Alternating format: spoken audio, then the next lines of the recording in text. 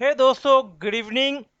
दूसरा वीडियो है आज का। बात कर रहे हैं वोडाफोन के बारे में। ये एक्चुअली मैं वीडियो बनाने नहीं वाला था, बट है कुछ दोस्त अपने उनको इनको एक्चुअली केस जानना था कि ये एक्चुअली क्या सीन है, किस बात के पैसे हैं। क्योंकि ये केस बहुत पुराना है। अभी इसका फिलहाल जो फोकस पॉइंट है वो एजीआर है, और उसकी वजह से वोडाफोन की हालत और साथ में आइडिया की हालत बहुत ख़राब है। तो ऐसे बहुत कम लोग हैं जिनको ये केस जो है ये पता है, क्योंकि केस जो है ये इंटरनेशनल कोर्ट में चल रहा था। उसकी वजह से काफ़ी कम लोग हैं। और जैसे मैंने कहा, केस बहुत पुराना है, जो लगभग 2007 का ये केस है। तो आई होप काफ़ी सारे लोग तब तक बच्चे थे, तो नो शायद ही पता होता है। मुझे खुद भी इतना आइडिया नहीं था। आज जब स्टडी करने के बाद जितना डेटा पता चला, उतना मुझे भी आइडिया नहीं था कि लगभग 2007 में मैं भी कॉलेज में था। तो तो दूर था काफ़ी इन सब चीज़ों से। तो मुझे भी आइडिया नहीं था। तो होपफुली मेरे जैसे काफ़ी लोग हैं। तो बाद में सोचा कि चलो एक वीडियो इसके ऊपर बना देते हैं, ताकि लोगों को पता चले एक्चुअली ये केस क्या था। और पूरा डिटेल में नहीं जाऊंगा, ऊपर ऊपर जो इम्पोर्टेंट इम्पोर्टेंट पॉइंट है उनके बारे में बात करेंगे, क्योंकि बात बहुत बड़ी है। तो उतना सारा डेटा तो कवर नहीं हो पाएगा 10 मिनट में। तो होपफुली आपको जो ऊपर का डेटा बताऊंगा वो समझ में आ जाएगा। बात 2007 की है दोस्तों। यहाँ पे दो तीन कंपनीज है। होपफुली आपको याद होगा कि कुछ साल पहले हमारे यहाँ पे एक सिम कार्ड आता था, हज का। वो कुत्ता आता था। अगर आपको, जिसे आजकल हम लोग वोडाफोन का कुत्ता बोलते हैं, वो एक्चुअली हज का कुत्ता है। तो आपको याद होगा वो वाला कार्ड। ये स्टोरी शुरू होती है दोस्तों वहां से। अब थोड़ा सा आगे बढ़ने से पहले, मतलब स्टोरी स्टार्ट करने से पहले, ताकि बीच में डिस्टर्बेंस ना हो, एक चीज बताना चाहता हूँ दोस्तों। bearnews.in हमारा पोर्टल है, जरूर विजिट कीजिएगा। काफी सारी इंटरेस्टिंग चीजें हैं, न्यूज है, आने वाले आईपीओज है, डिविडेंड कैलेंडर है, कैलकुलेटर्स भी है, और स्टडी मटेरियल तो काफी ज्यादा। और दिन ब दिन नया नया डेटा हम लोग अपलोड कर रहे हैं। तो विजिट जरूर कीजिएगा, इंटरेस्टिंग है। आई होप आपको अच्छा लगेगा। तो बात में कर रहा था दोस्तों 2007 की और हज की। मैं हज की बात नहीं कर रहा हूँ दोस्तों, मैं हज की बात कर रहा हूँ। आई होप आप कंफ्यूज नहीं हो रहे हो। तो सिम कार्ड की बात है, वो कंपनी बेसिकली बिलोंग करती है हांगकांग से।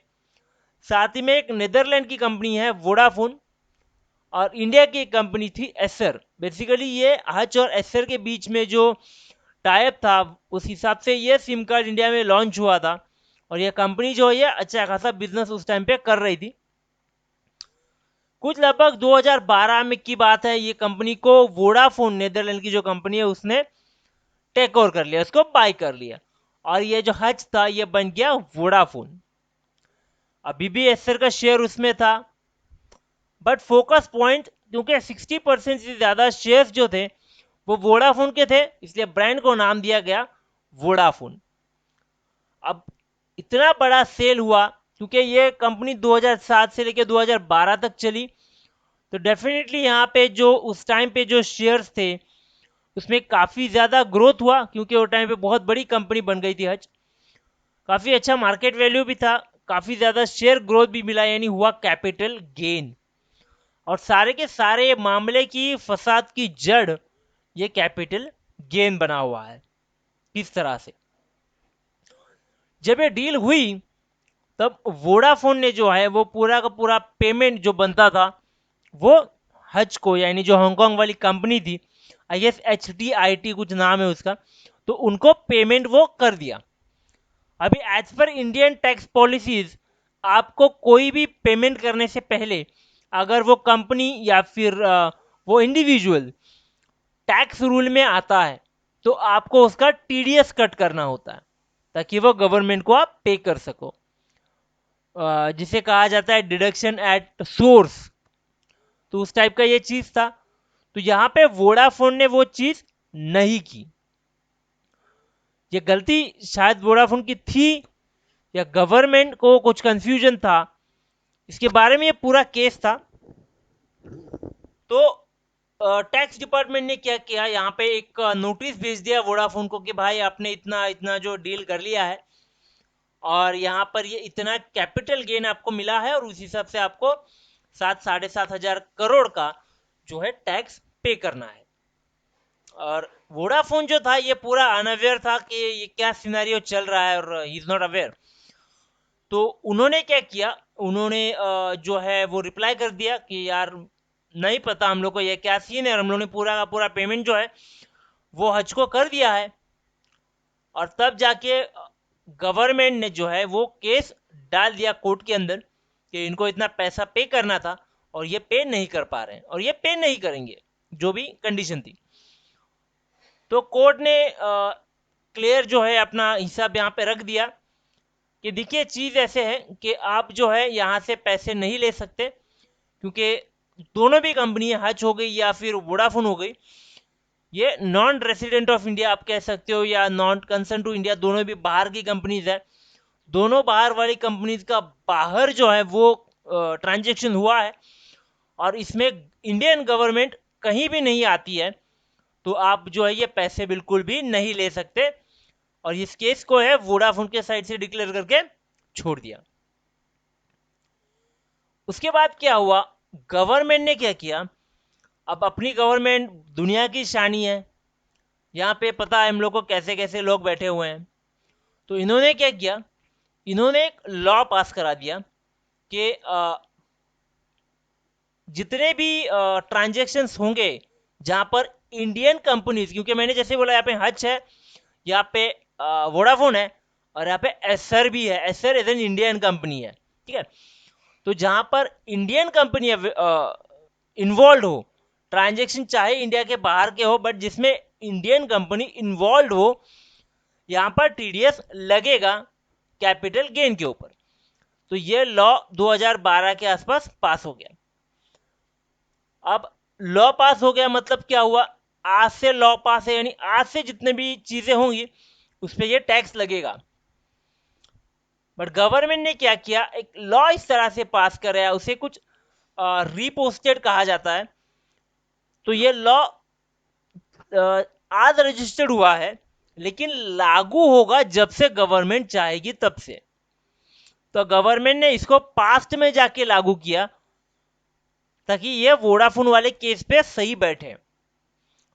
और वापस से एक केस डाल दिया कि ऐसे रूल के अंडर वोडाफोन जो है, यानी तब तक ये वोडाफोन आइडिया बन चुका था, वोडाफोन एसर, तो इनको वो एक लेटर वापस से भेज दिया कि एज पर दिस लॉ आपको जो 7,500 करोड़ पे करने हैं वो पे करने हैं, प्लस आपको जो है जो डिले हुआ है और उसका तो इंटरेस्ट आपको भरना पड़ेगा, और साथ ही साथ में आपको इसका पेनल्टी भी भरना पड़ेगा।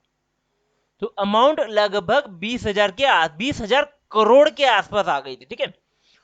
तो इसके अगेंस्ट क्या हुआ, वोडाफोन जो है वो इंटरनेशनल कोर्ट में चला गया कि ये ऐसा ऐसा सीन है, और आप मतलब जो इंडियन गवर्नमेंट है उसने एक लॉ पास कराया है कि पीछे वाले जाकर, मतलब पीछे मतलब पास्ट में जाकर ये रूल अप्लाई हो सकता है, और हमें टैक्स इतना बड़ा अमाउंट जो है वो भरना है।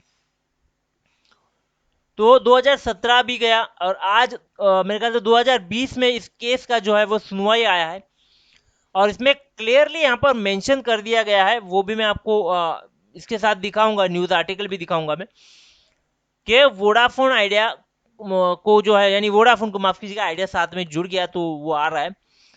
वोडाफोन को यहाँ पे कोई भी पैसा नहीं देना है, याद रखिए, सुनिएगा, पूरी तरह से इसको खारिज कर दिया है, यानी वोडाफोन को कोई भी पैसा इंडियन गवर्नमेंट को नहीं देना है, बल्कि इंडियन गवर्नमेंट को अभी तक वोडाफोन को जितना भी तकलीफ हुआ है वो पैसा वोडाफोन को एज ए पेनल्टी या एज ए चार्ज या जो भी आप समझो वो पे करना पड़ेगा। और वो लगभग अमाउंट आती है 40 करोड़ के आसपास की अमाउंट है, और उसके ऊपर भी गवर्नमेंट को 45 करोड़ का जो एडवांस टैक्स उन्होंने लिया लेकर के रखा था वो भी वो रिटर्न करना है, यानी लगभग 85 करोड़ अब इंडियन गवर्नमेंट को वोडाफोन को पे करना है।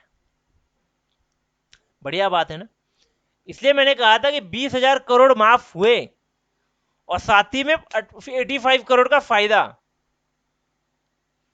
और क्या चाहिए, क्या चाहिए तो वोडाफोन का, मैं अभी आपको आर्टिकल भी बताता हूं उसका, एक सेकेंड। यहाँ पे देखिए एक आर्टिकल है, ये एनडीटीवी का आर्टिकल है। तो आप किसी भी साइट पे देख सकते हो। तो मेरे साइट पे ये खुल गया था तो मैंने ये दिखा रहा हूँ आपको। As the government of India may have to refund a tax collected which is about 45 crores।